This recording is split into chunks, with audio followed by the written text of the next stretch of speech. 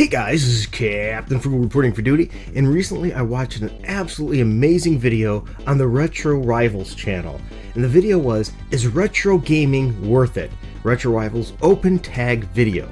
And since it was an open tag, I thought I have to do a video response to this. Now, I'm not going to have this heavily scripted. I just have some notes with some key pointers down that I wanted to talk about for each one of those subjects that they did. So if you haven't checked out the Retro Rivals channel, I strongly suggest that you do. It's an amazing couple talking about their passion about games. Absolutely phenomenal channel, and you should check it out too.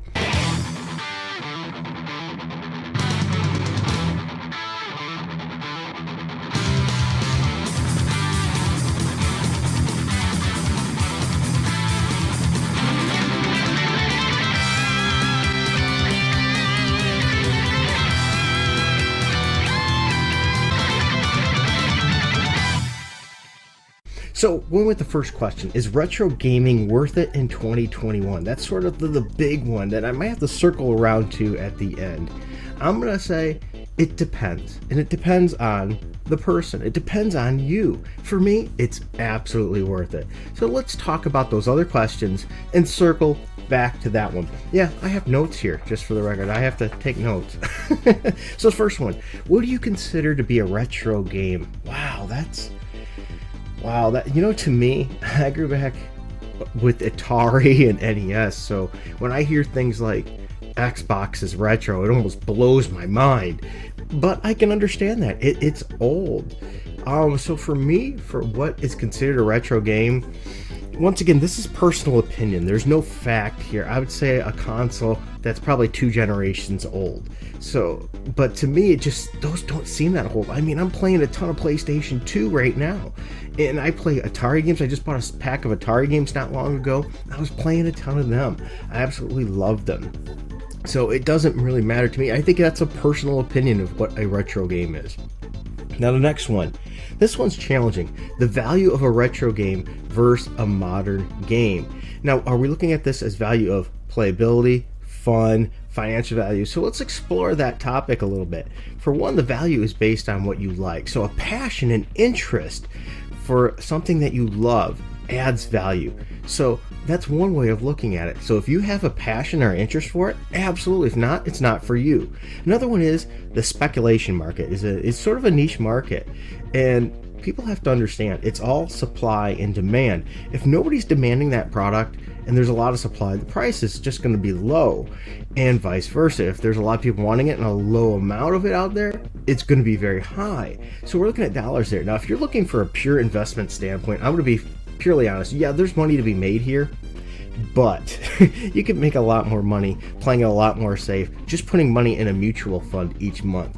So if you're looking for a way to make money, you can do it by flipping. I flip all the time. I flip more than just games, and that's how I built my collection.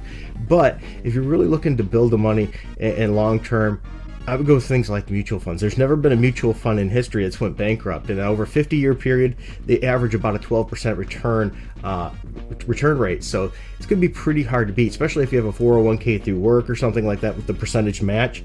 I don't want to bore you too much, but that's probably going to be the way to go. So that's one way to consider the value.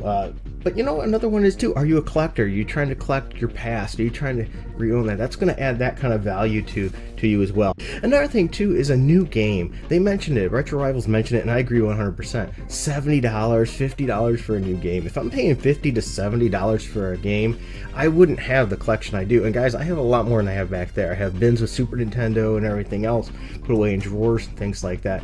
I would not have the collection I have if I'm paying $50 to $70 a game. I average less than $3 a video game, and all those are funded by my flipping.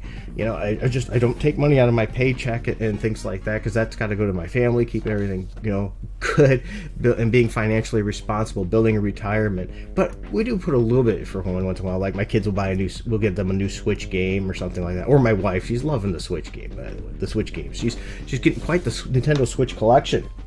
So, as I said, most of you, if we're careful, we can make more money with things like mutual funds. So once again, that's dealing with the value, of a retro game.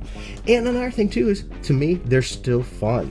The retro games are still fun. If they're not fun to you, why are you getting them? I don't buy games just to put them on the shelf in a box. I buy them to play them, to enjoy them, and to have fun. And that's another issue too that maybe wasn't mentioned that would be a good topic is, do you have the space for the retro games, the collection? Do you have the shelf room? If you don't, it might not be worth having. If all you're going to do is put them in a bin and never play them, are they really worth having? I would have to say no. I like mine readily available, easy to get to. I love my game room to be turnkey. Everything is accessible. Every system in my room I can play within seconds with the push of a switch in most cases. I like it that way so I can do it. Otherwise, I probably wouldn't do it.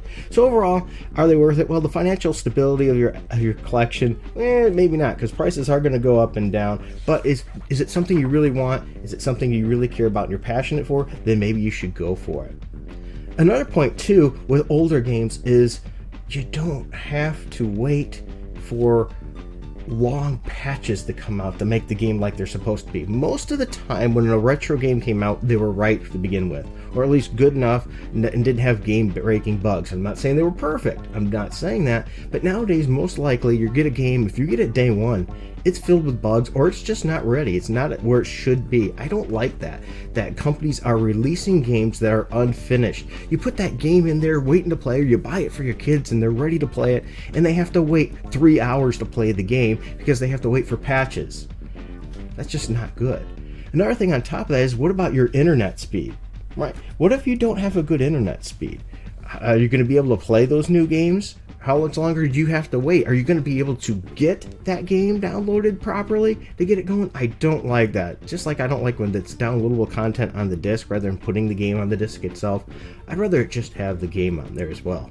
Now the next topic, is beating a game via emulation cheating? Now I have a mixed view on this one. First of all, I do use emulation. I'm going to be upfront and honest with that. But I like to emulate games that I have. And the reason is, I don't have to put wear and tear on the original hardware. Now some games I'm going to play it on the original hardware anyway, or I'm going to use something like a Retron 5 or something like that to play it on, just to get it that way. As I said, I'm not judging anybody on their emulation and all that. I just tend to like to play on original hardware when I can, but let's be honest, some of these systems are getting harder to get and very expensive, and there is issues with them. Lasers go bad. Like, I love playing my Dreamcast games. I still play on the original Dreamcast because I have multiple Dreamcasts just in case. But what if I'm down to one? I might be a little more careful. So for example, I went through a lot of PlayStation 2s. So I love to emulate on PlayStation 2 because I just seem to go through those like crazy. I mean, I went through 3 of them last year alone. They're just, the hardware is getting old. It doesn't always last. So if I can emulate it and save on my hardware, I still have 2 PlayStation 2s on my shelf just in case. But I'm going to protect those things and hold on to them as long as I can. Now the next part is about beating a game. The Retro Rivals mentioned finishing as opposed to beating it. And what they meant by that is, correct me if I'm wrong, is that if you were using save states and things that weren't originally in the game as it intended, you finished the game, but you didn't technically beat the game. And I tend to agree with that, because if we just use save states all the time, you can save scum your way through any game. Let's be honest, you can do that. But the real accomplishment is beating the game as it was intended to be played. That first time you make it through Contra, or whatever game it is you're beating. I still remember to this day sitting there with my brother, my older brother, and I playing and playing and playing, practicing Contra to be able to beat that game without using that special Konami code. And we did it. Now I will admit I've never no death run that game yet. But you know what? I think I could if I practiced it long enough. And that's the key. Practicing it and playing it. You get that fulfillment, that sense of accomplishment that you don't get from a lot of today's games that are pretty much guaranteed you will beat it once, because it's just, with the way it saves it and everything else, you're going to get through it. There's not a limited amount of continues or lives and things in that case. They're just a bit easier. Now, yes, there is some hard games, but in general, they're not that bad. Whereas if you're playing an original NES game, you really have to beat it, or maybe a Sega Genesis game, you have to fight your way through that, unless of course you're using codes and things. So that meant a lot. Like the first time I beat Tyson, it was like, wow, I finally did it. I beat Tyson. And by the way, on a lot of retro game, if you don't play that on the original hardware, there might be lag and things, which makes Tyson a lot harder to beat. Just saying. But anyway, so there's something about that, using and beating the game that was intended, Now, rather, as I said, so therefore, a long-winded answer. I like emulation for conservation and being able to play and not hurt, put more wear and tear on my hardware. Otherwise, I prefer to play it on the original hardware. And as winning it, I don't feel you win it unless you win it the way the game was intended. That's my views. Hey, at me all you want, all right? I don't mean any ill will there.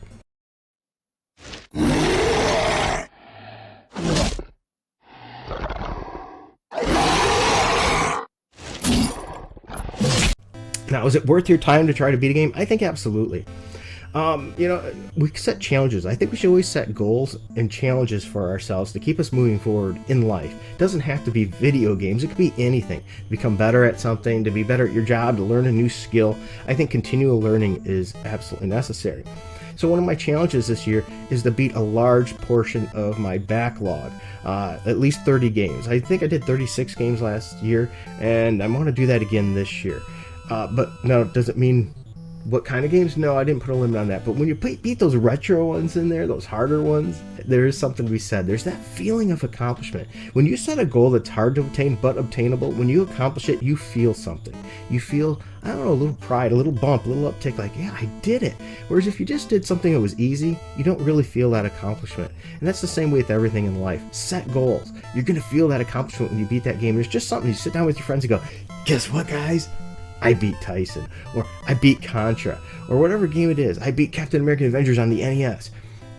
It matters. It gives you more of a feeling of fulfillment and boosts you to that next level to continue going. And that might be what you need to keep your fire going, and maybe why some people quit video gaming. They didn't have that sense of accomplishment. Or some of us, we feel that next sense of accomplishment. We want it again. What game's next on that backlog? What game am I going to take off the shelf and prove that I can beat next? Another thing I want to mention too that wasn't mentioned on the Retro Rivals video is with retro gaming, the community. The retro gaming community is phenomenal. The people here, the channels, the people behind these channels, I've had the opportunity to talk to a lot of them here and there, whether it be through Twitter or actual conversations. I tell you, they're a blast. There are a lot of wonderful people in this community with lots of differences, whether it be political or whatever else. But you know what? We can all still get together and share a passion for something. I think there's a lot that can be learned from this community all over the world. We have lots of things we differ on, but we have things that we agree on as well. And if we focus a little more on that, maybe the world can be a little bit better place. So thank you. Once again, this video, right? This is a great community builder. I love community building videos. They're absolutely wonderful. I mean, I've never had so many people, big people on YouTube. I mean, with huge channels, and they respond back to me. And they're like, hey, yeah, I'll be happy to pitch in and work on that video and do a segment and things. I think that is just amazing. Once again, wonderful community here that we have. Another topic that wasn't mentioned on Is Retro Gaming Worth It is the thrill of the hunt. There's just something about that, going out in the wild, trying to find that hidden gem, trying to find that treasure, that game out in the wild. It's hard to do sometimes, especially depending on what area you're in. I'm in an area, it's not the easiest to find a lot of older games. If I go to the Goodwills and things like that, I'm not finding cartridge-based games.